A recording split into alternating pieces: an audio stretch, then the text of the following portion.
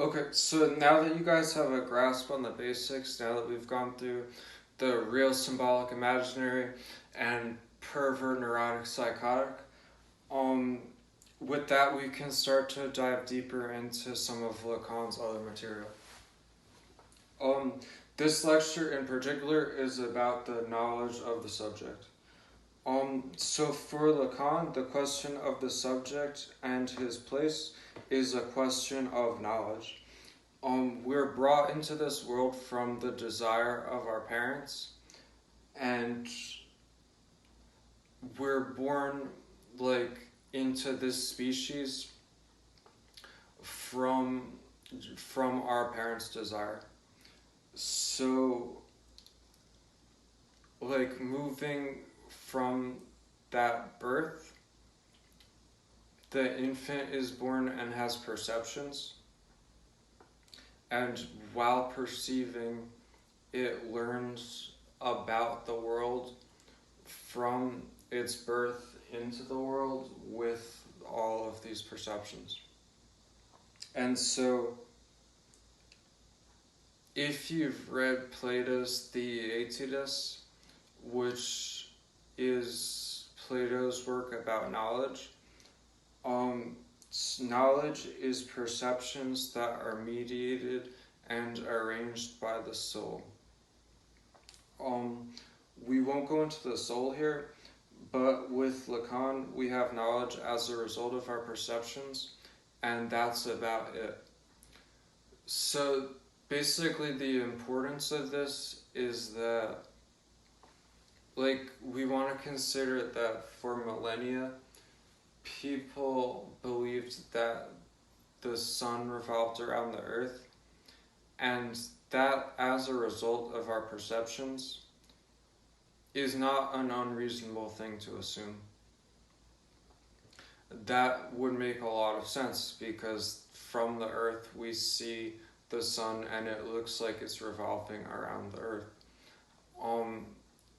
To have done the contrary, to think that the earth on the contrary revolves around the sun, would be to put our perceptions into question.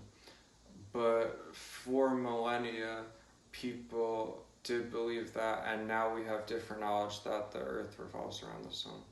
So it's the idea is that what we know may not be the case.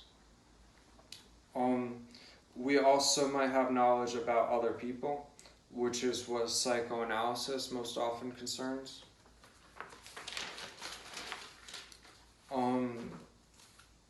So here's where it gets cool. We can picture the subject as a stream of signifiers. This is also called the signifying chain.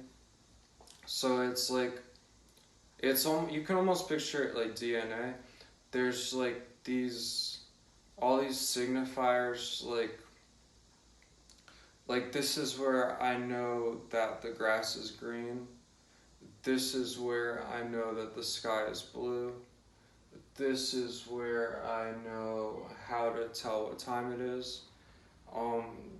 This is where I know where I left my car keys. This is where I know something that I don't even realize that I know. And all this knowledge is just like, that's how we operate in the world. We operate in the world based on our knowledge and also based on our certainty. So it's like we know some things with certainty. But is that even true? It very well might not be. So Lacan's insight for this is that the unconscious is structured like a language.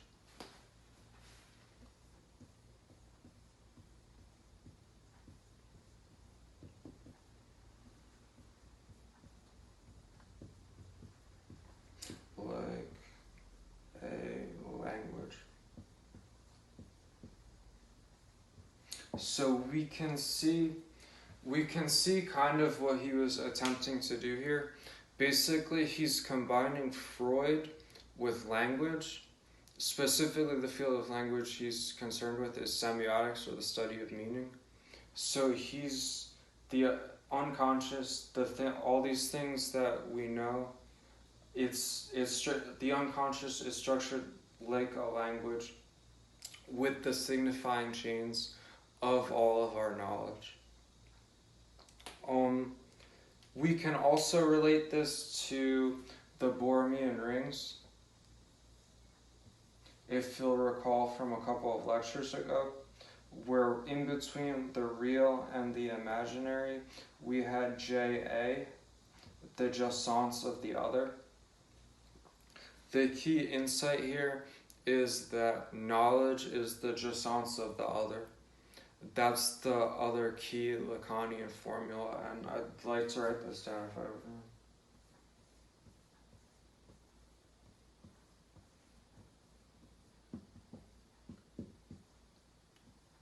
Jouissance.